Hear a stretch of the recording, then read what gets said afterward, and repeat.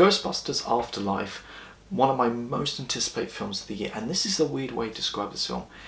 This is a great sequel to the first two Ghostbusters films, whilst at the same time it's not trying to be a Ghostbusters 3. If you want a Ghostbusters 3, I highly recommend the PlayStation game. So the film is about this mum and her two kids arrive in this small town, and they discover a connection to the original Ghostbusters and what legacy their grandfather left behind. Now, I think they've been trying to do a third film since Ghostbusters 2, but due to the unfortunate passing of Harold Ramis back in 2014, you were better off doing a reboot, which turned out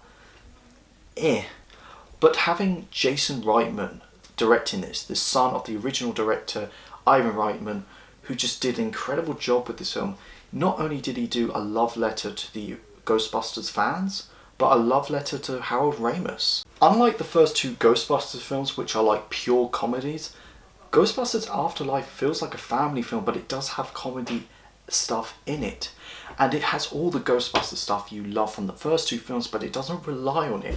I mean, McKenna Grace, she carries the film by herself. I mean, she's basically Egon Jr. And if you want to see more of her, I highly recommend Gifted back in 2017.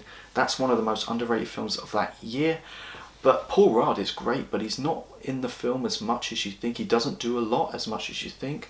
But having like Dan Aykroyd, Ernie Hudson, Bill Murray back is great. They don't come till like near the end of the film, but that's okay because the film works on its own foundations and it's great. The only thing I could give it really negative wise is that it basically has the same villain from the first film, but it has a completely different plot and structure from the first movie, so I kind of forgive it. And it's ironic if you think about it, because if you think about Ghostbusters 2, which has a different villain, it has the same plot and structure. And it's weird to say this kind of, I know it's meant to be a true sequel to the first two Ghostbusters films, but there's no references to the second film, so I feel like it just retcons it. Overall, Ghostbusters Afterlife is just great. I mean, definitely one of my favourite films of the year now. This is the next best thing to a Ghostbusters 3, so I gotta give this like a 9 out of 10. It does a great job of respecting the first two films, but also building it on its own foundations and just moving forward. Thank you so much for watching this video, guys. Go like, share and subscribe. Let me know, what did you think of Ghostbusters Afterlife, and where would you rank it with the other Ghostbusters film?